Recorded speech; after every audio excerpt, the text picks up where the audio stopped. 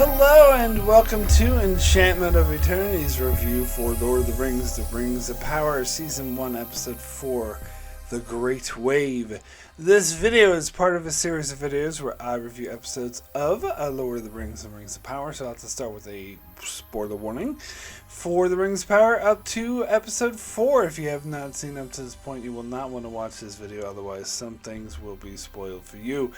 So, this is a somewhat more interesting episode. I found it interesting, and maybe it held my attention more, particularly than last week's episode.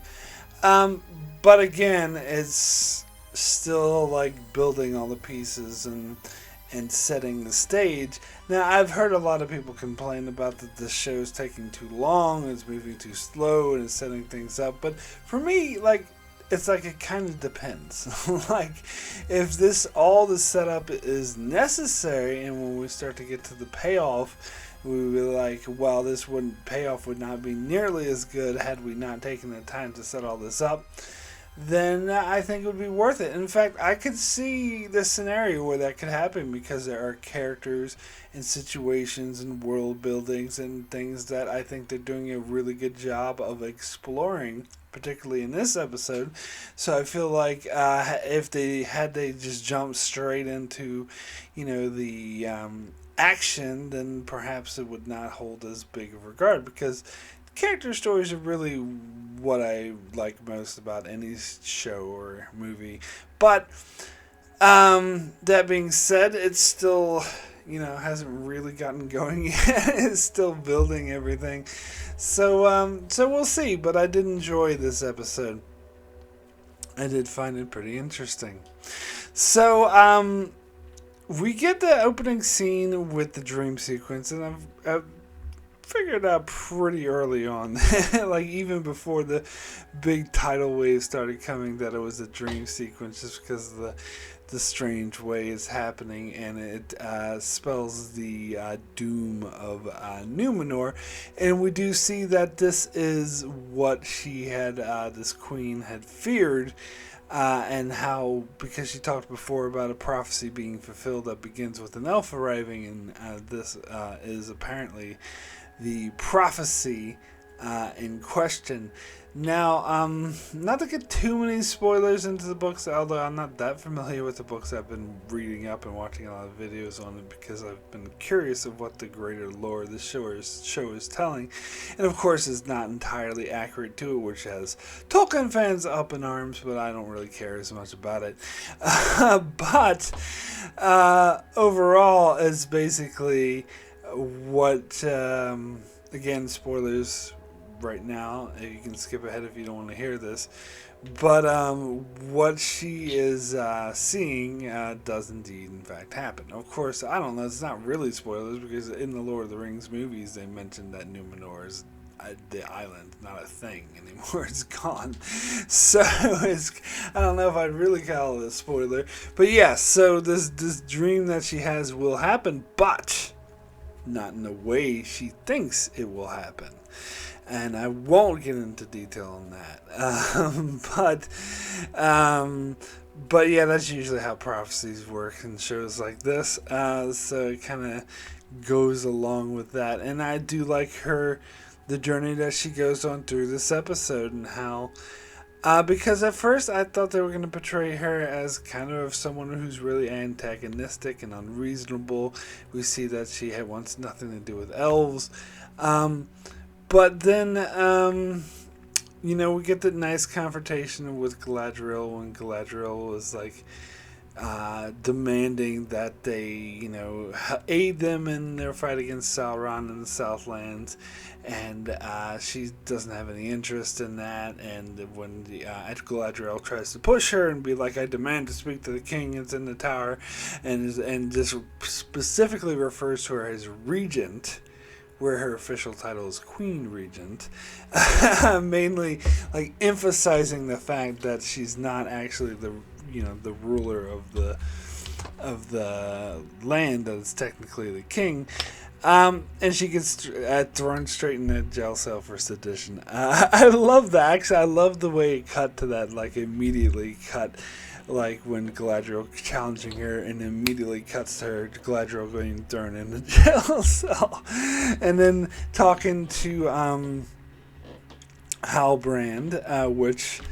Yeah, I'm starting to get more more creepy vibes from this guy. I think that he might not be a good guy. He might be one of the evil characters or villains going forward, and so these interactions with him might be a lot more interesting in retrospect.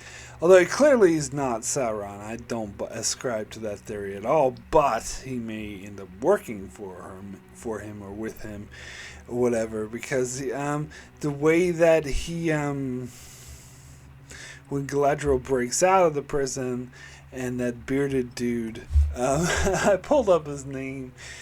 Earlier, what was it? Farazan, if that's how I'm probably pronouncing it wrong. My apologies. But anyway, he goes after when Halbrand was like, look, I know where she's going, so don't worry about it. Like, you don't need to chase her, because you can just go where she's going. Kind of something kind of creepy about, I don't know, just the way he would turn on her like that, and just his interactions with her. I get bad vibes from this dude. But anyway, so speaking of Farazan, or however the hell you say his name,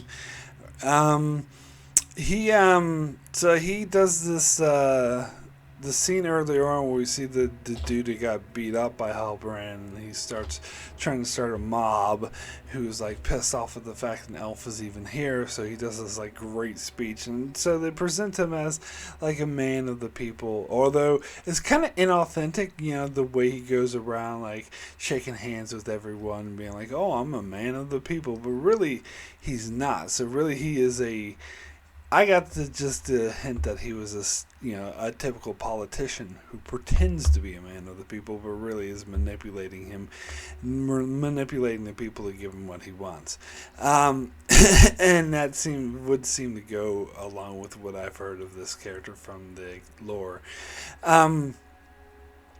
But the funny thing is the scene where he like speaks up. And when the guy who got his ass kicked tries to start a mob, and the way he speaks up and assures the people and calms the mob down so they don't have a mob, I interpret that really differently, because I watched this YouTube video that described the scene, and I interpreted it completely differently than this YouTube video is. I'm not sure. That was just my initial reaction, like before watching the video. When the video said that, I'm like, huh? Really? And I went back and watched the scene, and I still don't see it. So the other YouTube video was saying that he was intentionally defying the queen, and like working up the mob to in like bad mouthing her and working up the mob to eventually defy her. I didn't get that at all. When I watched that scene, I got that he was actually trying to be supportive of the queen and just telling everyone to calm their shit down, and that like, because he kept saying like, oh, and we're in danger of one elf, and it's like, where our ancestors built all these things, and we defeated Morgoth, and we are strong, and with the calluses of my hand, and all the bullshit he says, and you think we're in danger from one elf? I got the impression he was saying like, calm the fuck down. Like, one elf is not gonna, we are like much stronger and better than that. Don't be worried about one fucking elf. We'll endure. I will stick up for you. When he says that, you can trust me. Now, granted, he did say trust me, not the queen, which is an interesting thing. But,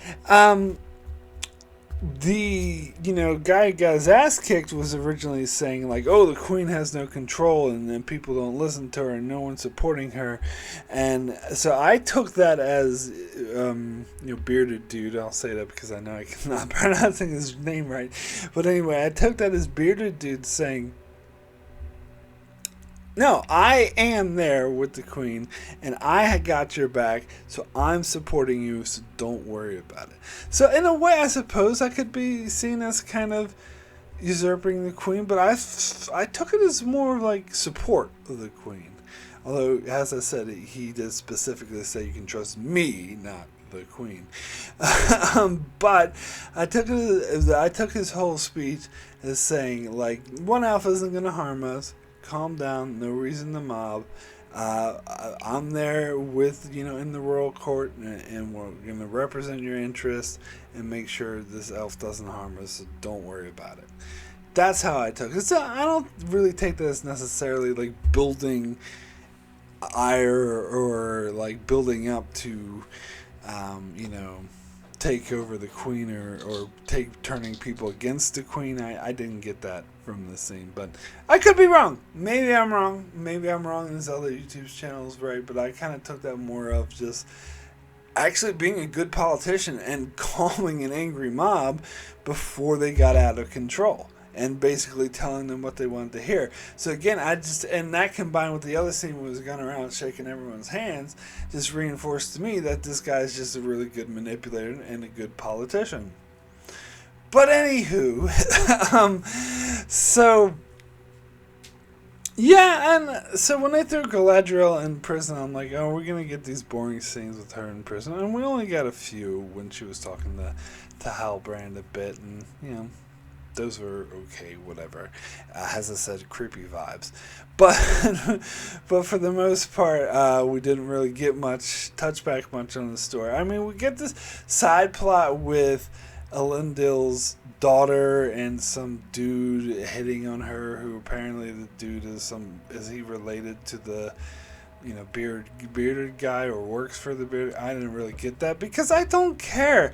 Like, the whole thing with Isildur and his sister and all that, like, I really have no interest in this. Like, maybe this is building for something, but this is the shit. Like, I know who Isildur is, even just from watching the movies, but still, like, the fact that he got his friends kicked out of the rowing boat thing academy or whatever the hell it was, and he's all pissy about it, and they're fighting each other. Like, I don't care, and I don't care about his sister, and the dude who's like hitting her. Like, I got zero interest in this stuff, I gotta tell you.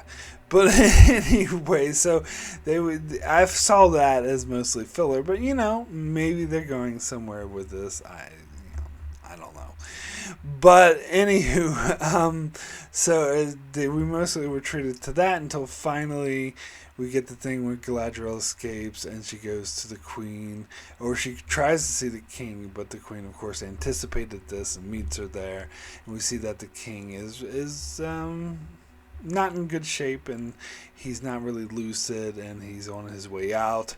And so, because they kind of portrayed it, and Galadriel seemed to have this impression that the king was being held captive and that she was manipulating him and took the rule away from him, but we see that's actually not the case, which I thought was an interesting twist. I didn't actually see that one coming. And then the queen takes her into the Palantir, which of course we know from Lord of the Rings, the thing, this little ball that Sauron would use. And we do know that it's capable of showing visions, much like the one that Galadriel showed Frodo. So I think we're meant to believe this is the one that Galadriel has in Lord of the Rings. But anywho,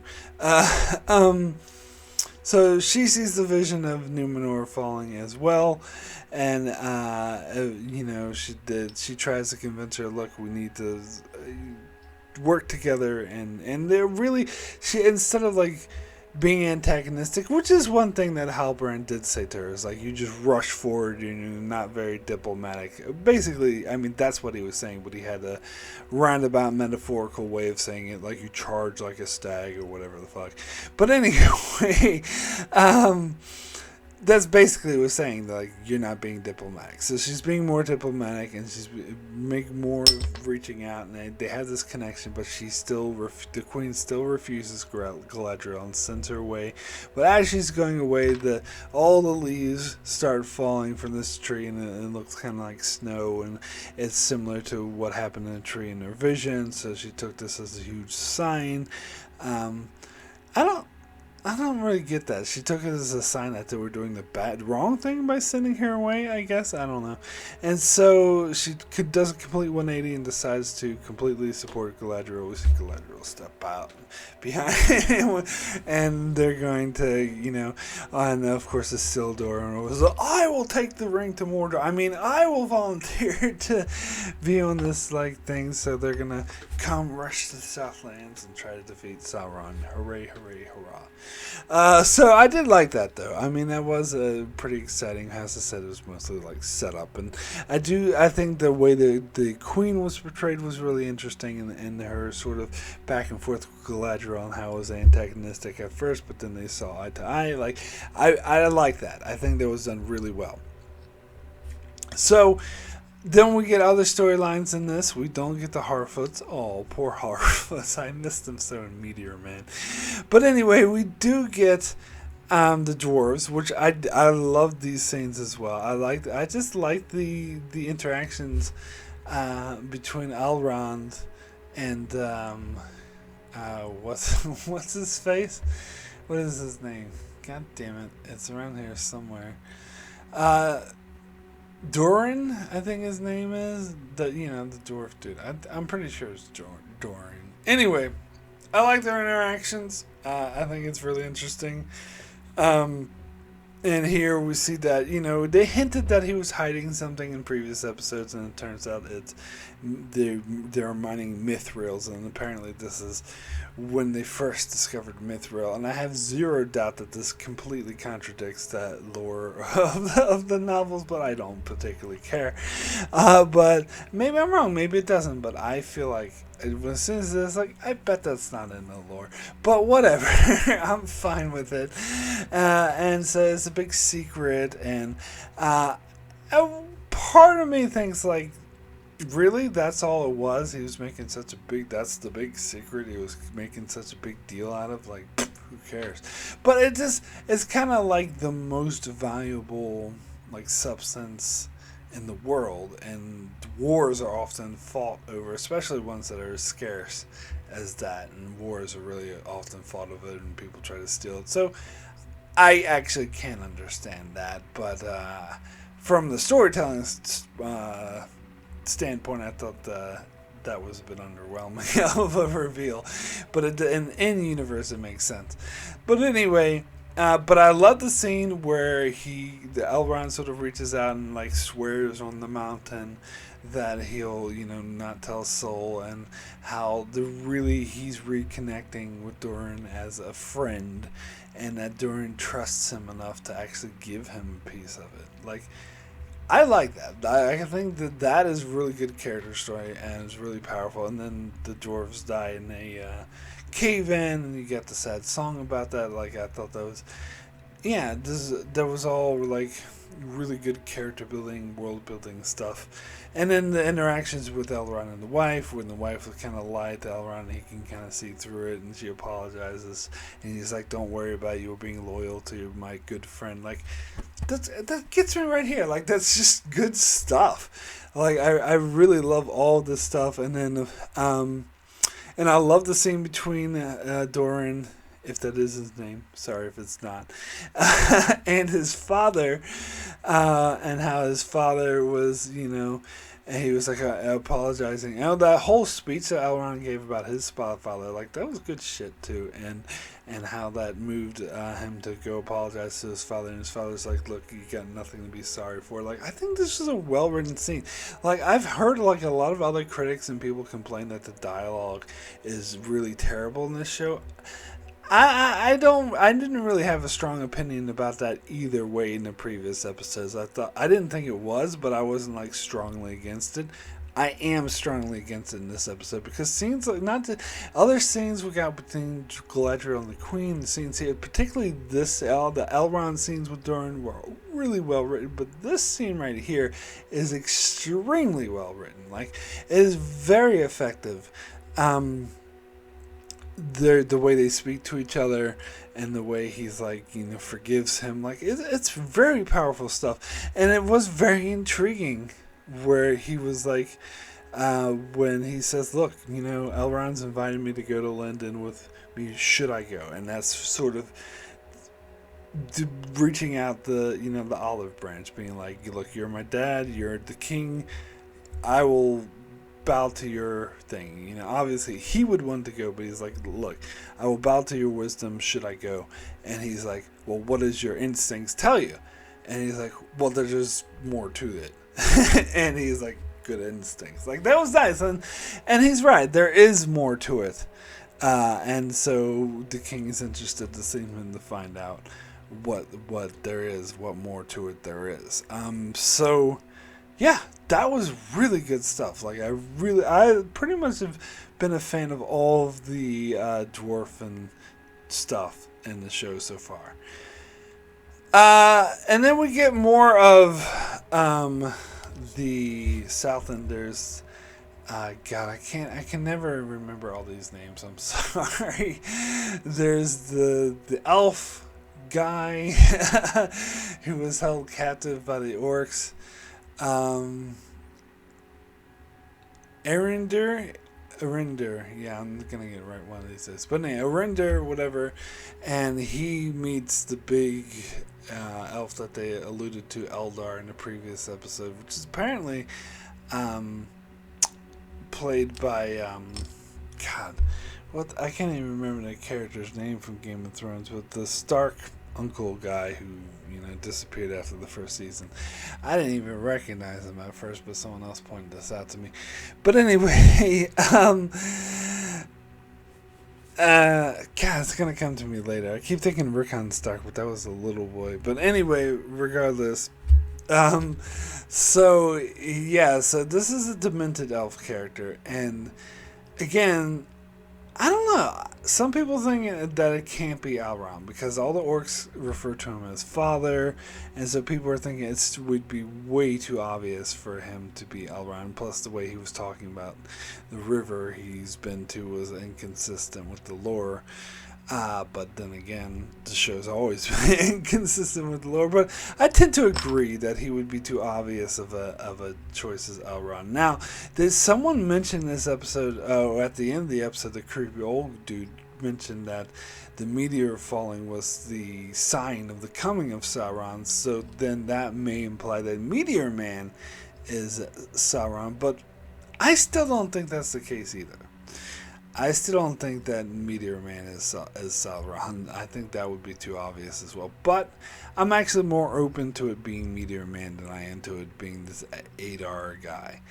But anyway, the Adar guy is like, look, it was a really creepy interaction, which I thought really well. But he was like, look, I want you to send a message to the men hiding at the place. And then we see him, the boy, what's his name, Theo, goes out looking for food, and the orcs try to hunt him down. All this stuff was pretty, stereotypical. I didn't hate it. I didn't love it. It was just, whatever. It's the kind of things they normally do in fantasy shows like this. And then Arinder shows up at the last second, saves the day, and he's hunting. He's running away from all these orcs. It kind of reminded me of Fellowship of the Ring, and how ridiculous Fellowship of the Ring was, that they were managed to defeat a whole army of orcs with just like 9 dudes. And here, but whatever.